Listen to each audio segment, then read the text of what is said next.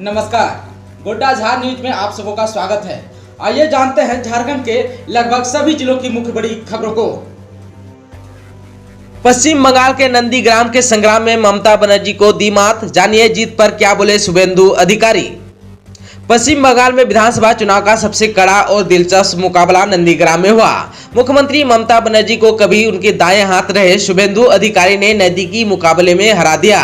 नंदीग्राम के नतीजे के बाद जहां ममता बनर्जी ने गड़बड़ी का आरोप लगाकर कोर्ट जाने की बात कही, तो शुभेंदु अधिकारी ने जनता का आभार जताकर सेवा की प्रतिबद्धता जताई है। शुभेंदु अधिकारी ने कहा कि प्यार, विश्वास, आशीर्वाद, समर्थन और मुझे अपना प्रतिनिधि और विधायक चुनने के लिए नंदीग्राम की महान जनता को बहुत बहुत धन्यवाद। उनकी सेवा और कल्याण के लिए काम करना मेरी कभी न खत्म होने वाली प्रतिबद्धता है।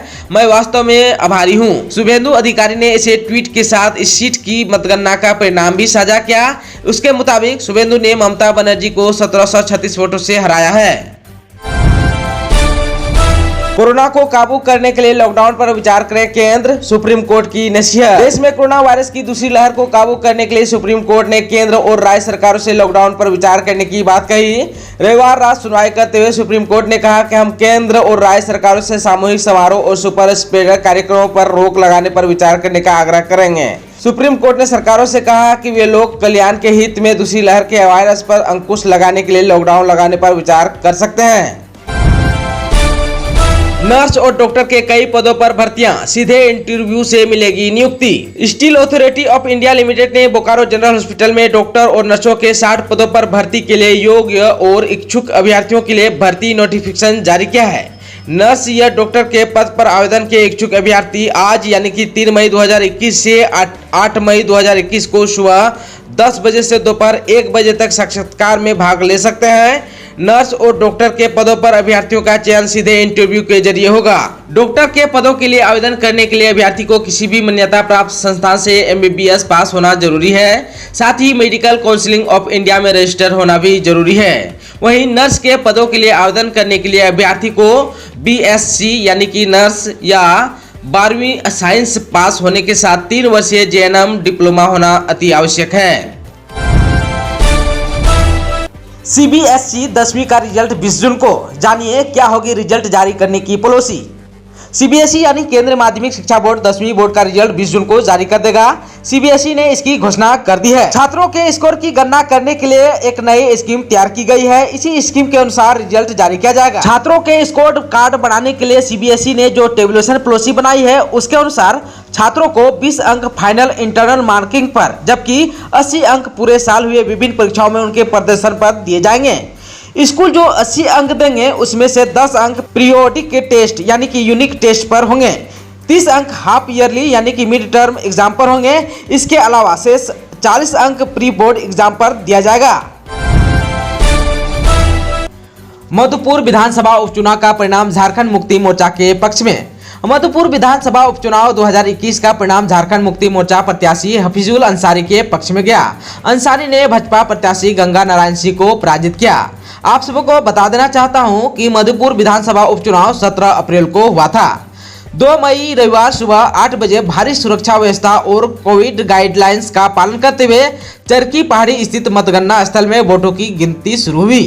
पहले से 5वें राउंड तक भाजपा प्रत्याशी गंगा नारायण सिंह की बढ़त रही, लेकिन 6वें राउंड के बाद झामुमो प्रत्याशी हफीजुल ने वापसी की। इसके बाद उन्होंने बढ़त बनाई तो अंतिम राउंड यानी कि 24वें राउंड तक बढ़त बरकरार रखी। मानदेय और सुरक्षा की मांग को लेकर लातेहार में हड़ताल पर गए सामुदायिक स्वास्थ्य पदाधिकारी। सामुदायिक स्वास्थ्य पदाधिकारियों ने कहा कि पूरी ईमानदारी के साथ हम लोग रात दिन कोविड मरीजों की सेवा कर रहे हैं। उन्होंने बताया लातेहार के एक CHO कोरोना पॉजिटिव रहने के बावजूद भी ड्यूटी पर तैनात है, लेकिन इसको देखने वाला कोई नहीं। उन्होंने कहा कि जब तक कोविड सेंटर में सुरक्षा की व्यवस्था पूरी तरह नहीं हो जाती और हम लोगों को मानदेय नहीं दिया जाता, तब तक हम लोग हड़ताल पर ही रहेंगे। कोरोना संक्रमण को देखते हुए न्यायालय को बंद करने और 10,000 आर्थिक सहायता देने की मांग। रांची जिला बार एसोसिएशन प्रशासनिक संयुक्त सचिव पवन रंजन खत्री ने एसोसिएशन के अध्यक्ष और महासचिव को पत्र लिखकर मांग की है कि वर्तमान परिस्थिति और हालात को देखते हुए फिलहाल अभी अधिवक्ता एवं उनके परिवारों को ध्यान में रखते हुए न्यायालय के कार्य को पूर्ण रूप से 25 मई तक बंद रखना चाहिए। ताकि इस संक्रमण की कड़ी को रोका जा सके और अधिवक्ता एवं उनके परिवारों की सुरक्षा की जा सके। रिम्स और दुमका मेडिकल कॉलेज में जल्द लगेगी कोवास मशीन, कोरोना सैंपल की जांच में आएगी तेजी। झारखंड सरकार ने कोरोना जांच की रफ्तार बढ़ाने के लिए कोवास मशीन लगाने का निर्णय लिया है। इस मशीन के माध्यम से प्रत्येक दिन बड़ी संख्या में सैंपलों की जांच हो सकेगी। फिलहाल रांची के रिम्स तथा दुमका के फूलो झानो मेडिकल कॉलेज अस्पताल में एक कोवास मशीन लगाने की अनुमति मिली है। मुख्यमंत्री हेमंत सोरेन ने इसे लेकर NHM झारखंड तथा कंपनी के बीच होने वाली MOU के प्रारूप पर अपनी स्वीकृति दे दी है। झारखंड में स्वास्थ्य सुरक्षा सप्ताह का दूसरा फेज लागू होने पर दुकानदारों ने कहा, जीविका चलाने में हो रही है आसानी।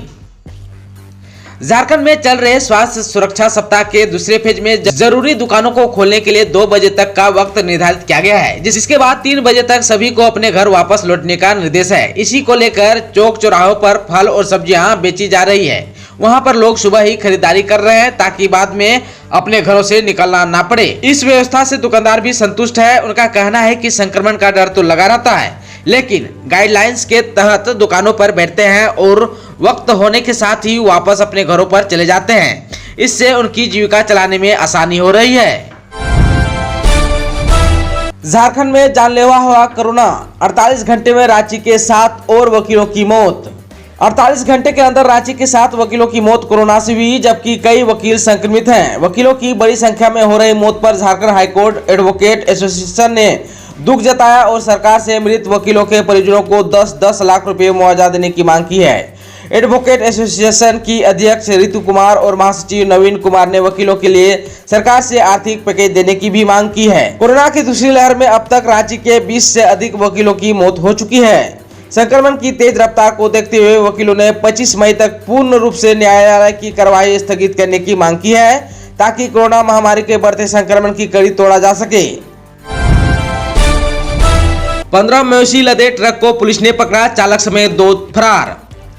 बताया जा रहा है कि शनिवार की रात सदर पुलिस की ओर से कोकर चौक पर वाहन चेकिंग अभियान चलाया जा रहा था। इसी दौरान एक ट्रक को पुलिस ने रोका। ट्रक में चालक समेत 2 व्यक्ति पुलिस को देखते ही गाड़ी छोड़कर भाग निकले। पुलिस ने जब ट्रक की तलाशी ली तो उसमें मवेशी लदे हुए थे। थानेदार वेंकटेश ने बताया कि ट्रक को जब्त कर मालिक पर केस दर्ज किया गया है। पुलिस आरोपी की तलाश कर रही है। उन्होंने बताया कि ट्रक से पिटोरिया के रास्ते से मवेशी को लाया जा रहा था। हेमंत सोरेन सरकार की 18+ वालों के टीके की तैयारी, आकस्मिक निधि से 250 करोड़ स्वीकृत। झारखंड में 18 से 45 वर्ष तक के लोगों का टीका लगाने के लिए राज्य सरकार ने पहले चरण में 50 लाख डोज टीके का ऑर्डर भारत बायोटेक और सीरम इंस्टीट्यूट को दिया है। मनोनयन के आधार पर इन कंपनियों से खरीद के लिए स्वास्थ्य विभाग ने राज्य आकस्मिकता निधि से 250 करोड़ रुपए अग्रिम के रूप में प्राप्त करते हुए खर्च की स्वीकृति दी गई है। इसके लिए विभाग द्वारा संकल्प जारी कर दिया गया है।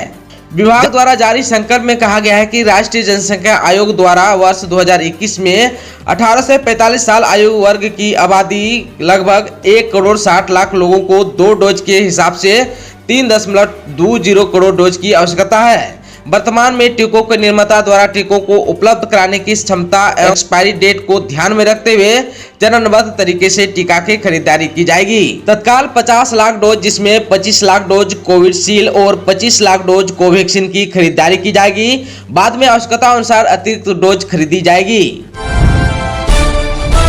भारतीय मजदूर संघ के प्रदेश कमेटी का हुआ गठन।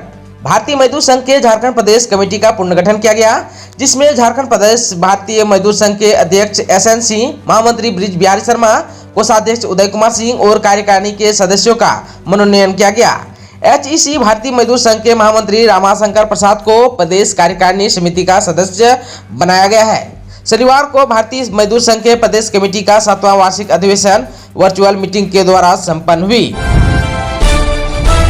रांची में लोडिंग के बाद लखनऊ भेजी गई ऑक्सीजन एक्सप्रेस। झारखंड से लगातार कई राज्यों को पहुंच रही है सांसें।